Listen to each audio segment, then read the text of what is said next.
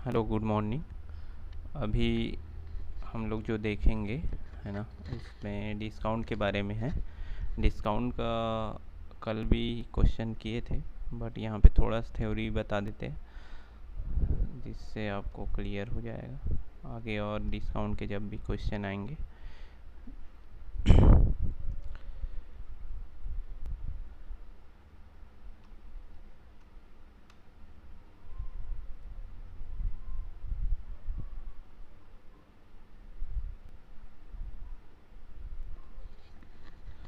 Hello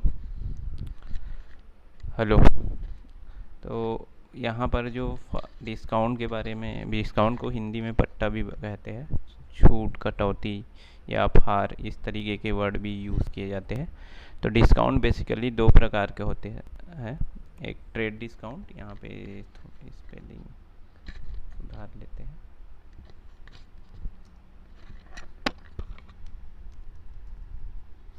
trade discount होता है और दूसरा होता है cash discount. Cash discount, trade discount जो होता है उसको व्यापारिक बट्टा हिंदी में बोलते हैं।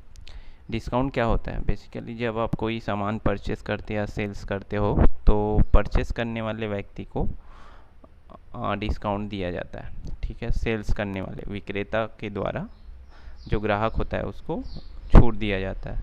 तो छूट भी दो प्रकार से होता है।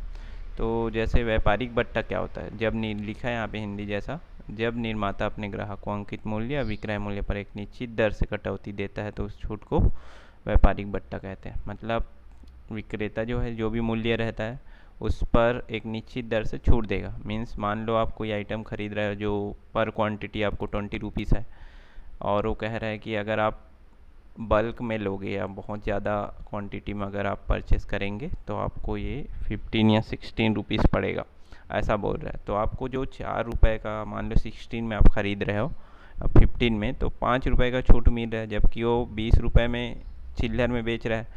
तो अगर आप बहुत सारे बल्क में जब खरीदते हो तो आपको एक निश्चित दर से, वो परसेंटेज में भी हो सकता है, वो छूट मिलता है। तो बल्क में ख़रीदने पर भी इस तरीके का बट्टा मिलता है, उसको बोलते हैं ट्रेड डिस्काउंट। तो जब भी ट्रांजैक्शन मिलेंगे आप देखेंगे तो उसमें अगर लिखा है कहीं पर कि 10% बट्टा दिया, छूट दिया जाता है, ट्रेड डिस्काउंट दिया जाता है ऐसे परसेंटेज में, तो इस तरीके का आप डिडक्शन पहले ही कर लेंगे। और उसकी एंट्री बुक में जब करेंगे, जनरल एंट्री जब करेंगे, तो उसका एंट्री करते नहीं हैं, केवल घटा देते हैं, डिडक्ट कर देते हैं।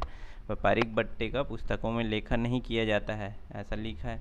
तो जैसे अगर लिखा है कि मोहन परचेस गुड्स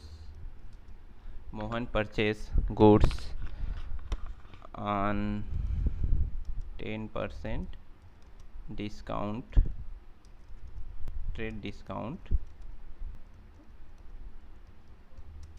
ऑफ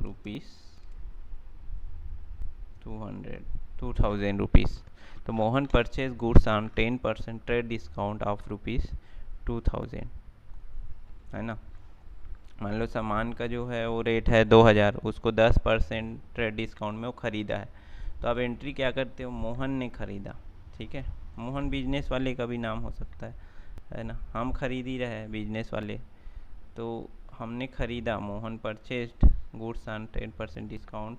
मान लो ये बिजनेस भी हो सकता है ना, वी परचेस्ड। ठीक है, तो we purchased goods on 10% trade discount of ₹2000।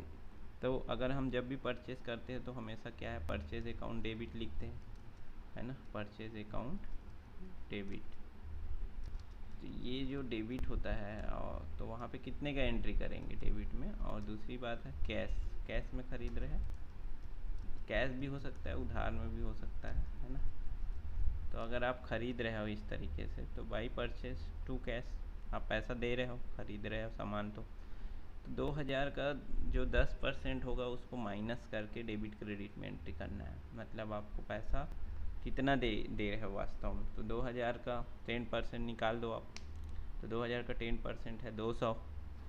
200 rupees जो है उसमें माइनस करके एंट्री करेंगे, तो डेबिट साइड इसमें आ जाएगा आपका 1800।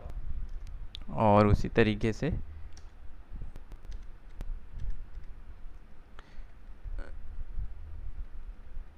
क्रेडिट साइड भी आप कितना डालेंगे, 1800।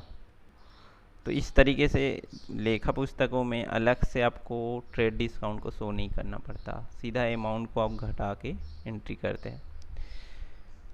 नेक्स्ट जो है वो है आपका नगद या कैश डिस्काउंट, जिसके बारे में कल देखे ही। तो ग्राहक, ये क्या होता है, ये कब मिलता है, जब ग्राहक से तुरंत या एक निश्चित अवधि के अंतर्गत नगद भुगतान प्राप्त करने के उद्देश्य छूट दी जाती है, तो उसे नगद भत्ता कहते हैं, रोकड़ भत्ता भी बोलते हैं। तो कैश डिस्काउंट मतलब इसका पुस्तक में डिस्काउंट अकाउंट नाम से डेबिट किया जाता है ना। अगर आपको डिस्काउंट लिखा है यहाँ पे, जैसे बट्टा दिए जाने पर डिस्काउंट अकाउंट को डेबिट किया जाता है और बट्टा प्राप्त होने पर डिस्काउंट अकाउंट क्रेडिट। हमको मिलता है डिस्काउंट रिसीव्ड, क्रेडिट साइड लिखते हैं, रिसीव्ड भी लिखते हैं और क्रेडिट साइड लिखते हैं। और अगर डिस्काउंट अलाउड कर रहे हो, मतलब डिस्काउंट आप दे रहे हो, तो डेबिट साइड है ना। डिस्काउंट हमें मिल रहा है तो लाभ है, इसलिए वो क्या है, क्रेडिट साइड आता है, डिस्काउंट रिसीव्ड। और जब डेबिट साइड का डिस्काउंट आप दे रहे हो, मतलब वो आपका हानि है, इस तरीके का एक्सपेंसेस है बिजनेस के लिए, इसलिए वो डेबिट साइड आता है। तो इस तरीके कैश डिस्काउंट कब मिलेगा, आपसे अगर कोई सामान ले गया है, लेकिन आप एक निश्चित दर से जो भी लगाए, हो सकता है ट्रेड डिस्काउंट आप पहले दिए भी होंगे, लेकिन जब वो एक मुश्त पैसा ला के देगा तो और पूछ सकता है कि मुझे एक साथ पैसा देने पर कितना छूट मिल सकता है। तो आप एक निश्चित अमाउंट को फिर से घटा देते हो, चलो 200 छूट दे रहे हैं इस तरीके का, या फाइनल सेटलमेंट जो किए थे, तो उस समय आप एंट्री करते समय इस टाइप के डिस्काउंट को आप बुक में दर्शाते भी हैं, ठीक है, जो कल किए थे। तो वही है दो चीज़ डिस्काउंट में। तो आप जब भी ट्रांजेक्शन पढ़ेंगे और वहाँ ट्रेड है तो उसको नहीं दर्शाएंगे, लेकिन माइनस ज़रूर करेंगे अमाउंट को। और कैश डिस्काउंट के केस में आपको शो भी करने हैं जर्नल एंट्री में। तो डिस्काउंट के उदाहरण कल देखे ही थे, ठीक है।